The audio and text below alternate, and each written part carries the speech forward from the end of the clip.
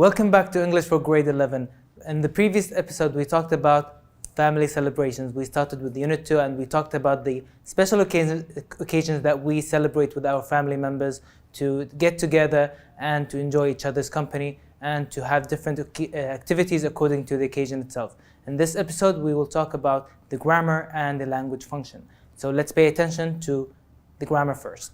So in this episode, we will talk about the past simple and the past perfect. But let's start with the simpler form first. So the past simple. What do we mean by past simple? We're talking about actions that happened in the past. Actions that already happened and finished in the past.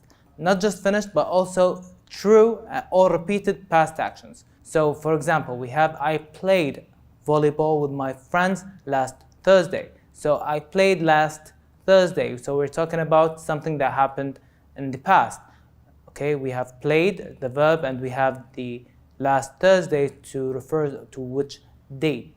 Okay, and we have he gave me a present for my birthday. I already have the present, so he gave it to me. So gave is the verb in the past form. So that's an action that happened already.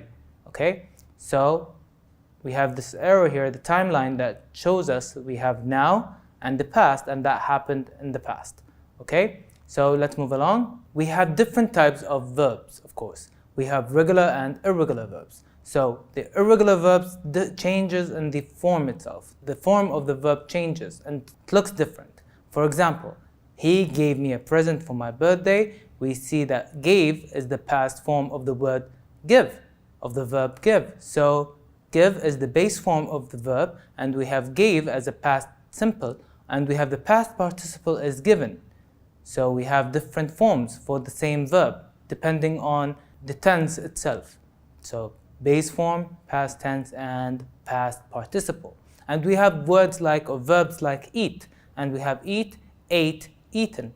You can see the same example follows as give. So give and eat are also similar in the shapes of the verb, the irregular verb. Of course, when it comes to regular verbs, we have ed, and that's it. We just add the ed at the end of the verb. And of course, for more examples, you can go from your student book pages 147 to 148, and you have a list of different forms of irregular verbs. All right? So in this example here, we're going to do as shown. So we want to correct the verbs between brackets. So I travel to Europe last summer. So last summer, that's in the past. This is not a current action or event. So that's already happened. So we have to change the verb travel into the past form. Travel is a regular or irregular verb. It is a regular verb. So it's simple. We use I traveled to Europe last summer. Because it's a regular verb, we use the ed at the end. So I traveled to Europe last summer. Let's see the second question. I see, between brackets, a movie yesterday. So yesterday also that means in the past, and we have to change the word between brackets into the past form. So see is an irregular verb. So we have to change the form. It's not like give or eat. So we have the second form, the past simple form. That's the correct form of the verb see. Now, so if we want to understand more about it, why we use the past perfect now. So we use it to describe two actions that happened in the past. Which one happened first? So now let's go to the past perfect. Why do we have two different of past forms? So aren't they happened already? So why do we have two tenses, the past simple or the past perfect? So there's something to it. Of course, there's a sense behind it.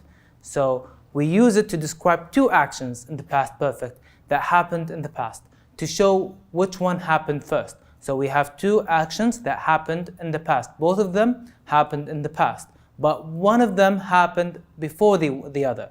So for example, they were hungry because they hadn't eaten for several hours. So in the past, they were hungry. So probably they ate by now. So they were hungry. Why is that? Because they hadn't eaten for several hours. If you pay attention to this structure, and we have were hungry as a verb, and hadn't eaten is another verb. And we have were hungry is in the past simple, whereas hadn't eaten in the past perfect. So we have this timeline here. It shows us we have two actions that happened in the past, and we have hadn't eaten happened first, and then were hungry happened later on. Okay, that's the result of not eating anything. Okay, so and by now they're probably eaten already, so don't worry about them. So we have another example here. So we had our dinner by the time they arrived. Is there something wrong with this sentence here? We have a repetitive word had in between we and our dinner. So we have two hads in the middle. Is something wrong? No, that is the correct form because we have the following. The grammar had, which we have for the verb have, is the actual past form of the verb have, and we have the auxiliary have. So we have two different had. We have an auxiliary and we have the past tense for have. So for present we use have, and for the past we use had. So here we used had because we're talking completely about the past, okay? And main verb had, which means already we ate our dinner. So we have a verb that means ate, and we have the auxiliary had for the verb or the tense itself, okay? So to indicate that this action happened first. So let's do the following. Do as shown, and we want to correct the verb between brackets. I realized that I forgot my passport after I arrived to the airport. So what do we have here? We have the word forgot as in the past simple. But by that time I was already at the airport. So after I had arrived to the airport, and the sentence becomes as follows. I realized that I forgot my passport after I had arrived to the airport. Not before, but after I had arrived. So let's go with the second question. We have Salim felt bad about selling his car because he owned it for more than 10 years. So Salim felt, that's the verb, felt. So that's the verb in the past simple. So we have own to change it into the past perfect. We have to add what before the verb to indicate that happened first. So we have to add had owned. So it becomes as follows. Salim felt bad about selling his car because he had owned it for more than 10 years. So had owned. So we also have to add the word or the auxiliary verb had before the past perfect. So past simple and past perfect, two different types of tenses but different meaning, indicates what happened first. So from the student book on page 20 you can do the following. We complete these sentences with the correct past form of the verbs in brackets. So we want to change the verbs. We have verbs between brackets and we want to see what is better, what is suitable. Is it the past simple or the past perfect? So let's see this one together. And of course you can use your book, page 20, exercise number 4. So they watch the film although they already see it 3 times. So what happened first? So are they watching, or did they watched or had watched? So are they seen or had already seen? What do you think? So they had watched the film although they had already seen it 3 times already. So they've seen the movie 3 times and they are watching the movie again. So they watched the movie or the film although they had already seen it 3 times. Okay, we have the verb had before the actual verb in the third or the past participle. See is seen. Okay, let's go to the second one. The air conditioning, blank, and we have break between brackets. So we all blank, between brackets we have feel very uncomfortable. So what do you think happened first?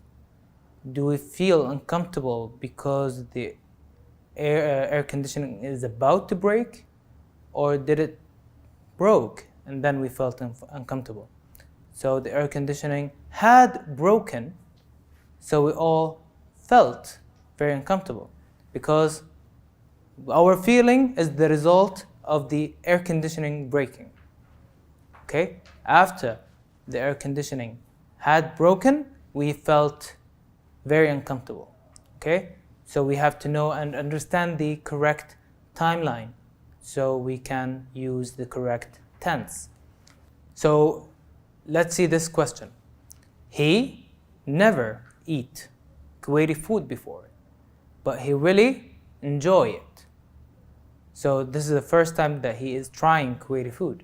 So he had never eaten Kuwaiti food before, but he really enjoyed it. He tried it and enjoyed it. Okay? But before that, he had never eaten Kuwaiti food before. Simple and easy. Two different actions, two different verbs. One of them happened before the other one. Okay?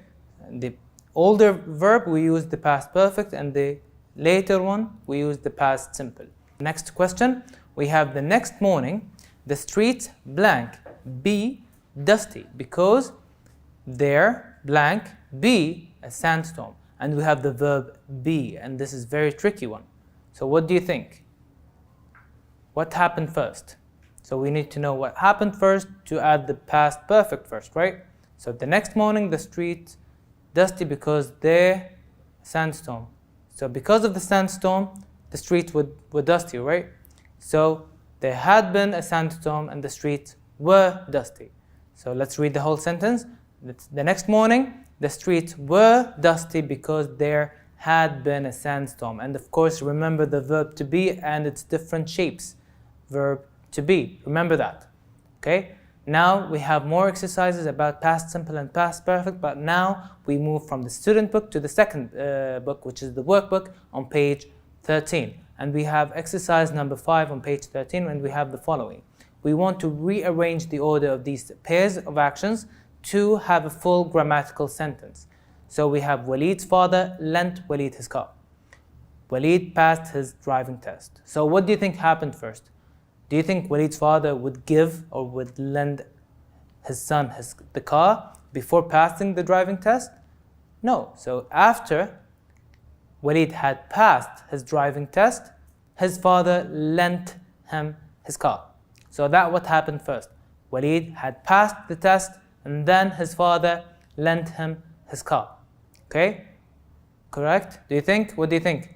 Now I want you to do it your own. I'm going to give you a moment to think about this answer here.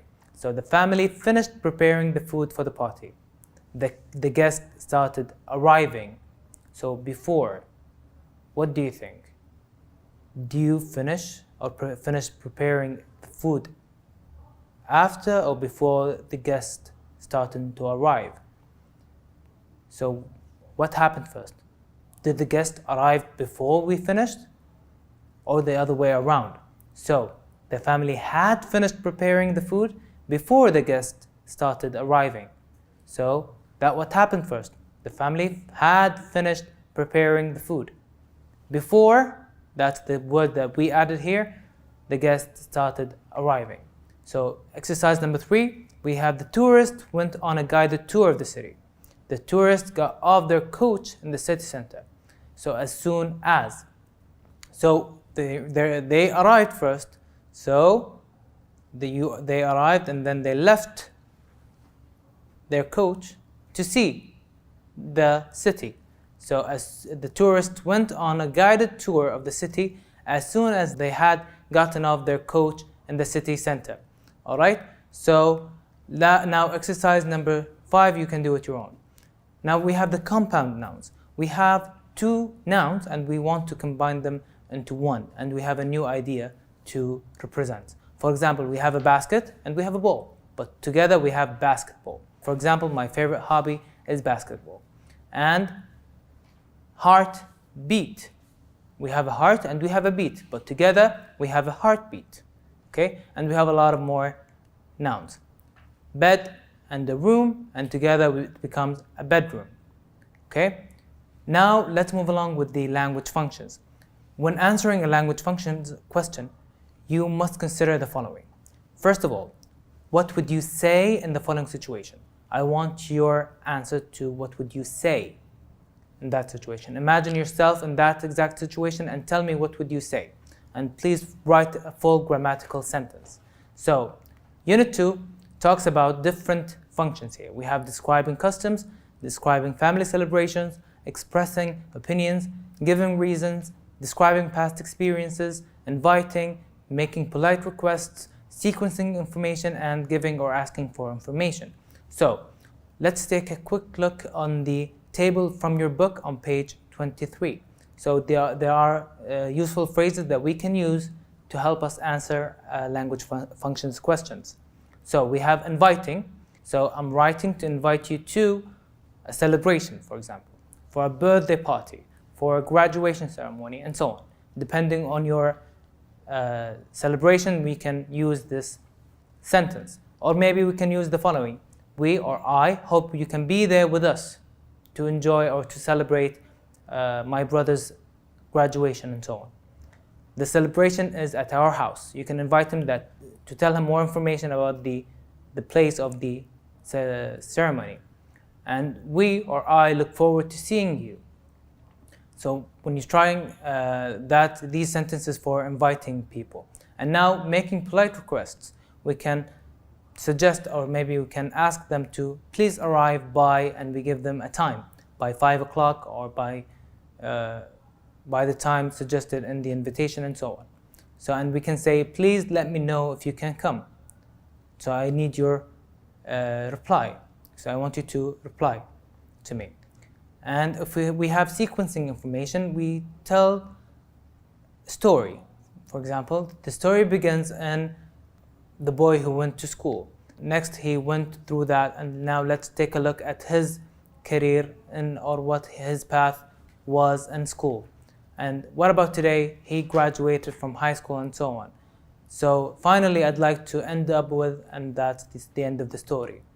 First of all, how long and where do they come from? And these are the sequencing information that we can give and take to tell the story. Now finally, giving or asking for information, we say the following. I'd like to tell you something about 1, 2, 3. It's depending on the topic. What do we know about family celebrations or graduation parties and so on? Now we have a question here. What is your favorite family celebration and why? And of course, each one of you can have his own answer.